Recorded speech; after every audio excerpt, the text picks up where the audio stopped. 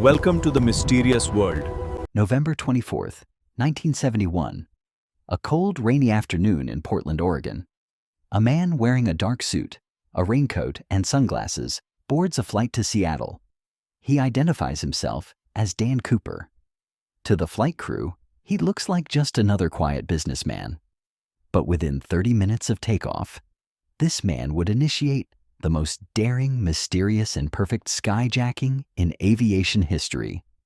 A crime so baffling that even after 5 decades, the FBI still has no idea who he really was or where he went. Shortly after Northwest Orient Airlines Flight 305 takes off, Cooper hands a handwritten note to a flight attendant, Florence Schaffner. At first, she thinks it's just a lonely man giving her his phone number, so she drops it into her purse. But Cooper leans closer and whispers, "Miss, you'd better look at that note. I have a bomb." The note demanded $200,000 in negotiable American currency, 4 parachutes, and a fuel truck standing by in Seattle. To prove he wasn't bluffing, Cooper opened his briefcase just enough for Florence to see a glimpse of red cylinders, wires, and a large battery. It was real. When the plane landed in Seattle, Cooper exchanged the 36 passengers for the cash and the parachutes. He then ordered the remaining crew to fly him toward Reno, Nevada, giving very specific instructions. Fly low, fly slow, and keep the landing gear down.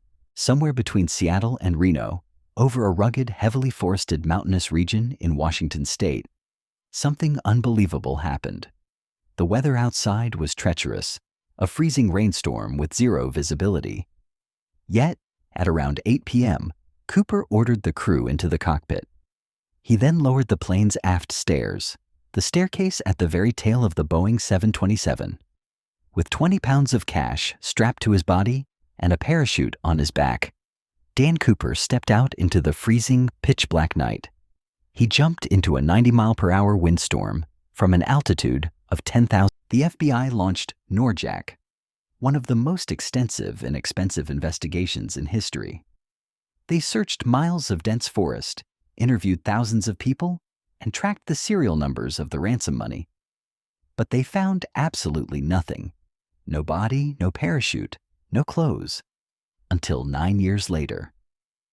In 1980, an 8-year-old boy digging on a beach near the Columbia River found 3 bundles of the ransom cash, totaling nearly $6,000. The bills were heavily degraded, but still identifiable by their serial numbers. It is the only physical evidence of the crime ever found. Did Cooper die during the jump, his body consumed by the wilderness? Or did he survive, walk out of the woods, and live the rest of his life under a fake name, spending his stolen fortune? Over the years, the FBI investigated over 1,000 suspects, but none of them perfectly matched the profile. In 2016, after 45 years of searching, the FBI officially closed the active investigation. Dan Cooper, later mistakenly called DB Cooper by the media, had successfully vanished into thin air, leaving behind the ultimate unsolved mystery. What do you think happened to DB Cooper? Did he survive the jump, or did the mountains become his final resting place? Let me know your theories in the comments below. If you enjoyed this mystery, make sure to hit that like button, subscribe to Midnight Mystery, and turn on notifications for more chilling, unsolved stories. Subscribe for Until more next unsolved time, mysteries. stay Don't curious. forget to click the bell.